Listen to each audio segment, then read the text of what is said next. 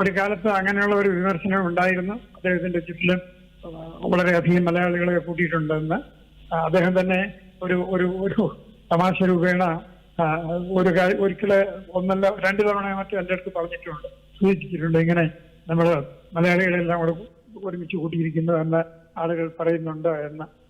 അതല്ലാണ്ട് ആ ആളുകൾ പറയുന്നത് കേട്ടിട്ട് അദ്ദേഹത്തിന്റെ എന്താ പറയുക, അദ്ദേഹത്തിന്റെ ചിന്താഗതിയിൽ മാറ്റം ഉണ്ടാവുകയോ മലയാളി ഉദ്യോഗസ്ഥന്മാരെ അങ്ങനെ മാറ്റി നിർത്തുകയോ ഒന്നും ചെയ്തിട്ടില്ല.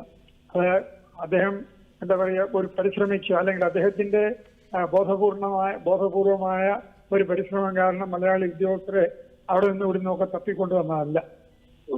IAS ഉദ്യോഗസ്ഥന്മാരെ സംബന്ധിച്ചിടത്തോളം അവർക്ക് അവരുടേതായ പ്രൊമോഷൻ പോസ്റ്റിങ്ങിന്റെ പോളിസിയുണ്ട്. അതനുസരിച്ച് സീനിയോറിറ്റി കം മെറിറ്റ് അടിസ്ഥാനത്തിൽ പല മലയാളി ഉദ്യോഗസ്ഥന്മാരും അദ്ദേഹം പ്രധാനമന്ത്രിയായിരുന്ന കാലത്ത് സെക്രട്ടറിമാരായിരുന്നിട്ടുണ്ട്. തീർച്ചയായിട്ടും അതിനൊക്കെ അദ്ദേഹത്തിന്റെ പരിപൂർണമായ അംഗീകാരവും ഉണ്ടായിരുന്നു. പിന്നെ അദ്ദേഹത്തിന്റെ കൂടെ മിസ്റ്റർ MK നാരായണനും ഞാനും ഞങ്ങളെ വാസ്തവത്തില് അന്ന് ഉദ്യോഗത്തിൽ നിന്ന് വിരമിച്ച ആളുകളാണ്. ഞങ്ങളെ ആ ഉദ്യോഗസ്ഥ വൃന്ദത്തിന്റെ കൂട്ടത്തിൽ കൂട്ടാനായിട്ട് പറ്റില്ല, ആ കാലം കഴിഞ്ഞവരാണ്. അപ്പൊ അങ്ങനെ ഉള്ള ഒരു കാലഘട്ടത്തില് ഇങ്ങനെയുള്ള ക്രിറ്റിസിസങ്ങൾ അദ്ദേഹത്തിന് കേൾക്കേണ്ടി വന്നിട്ടുണ്ട്.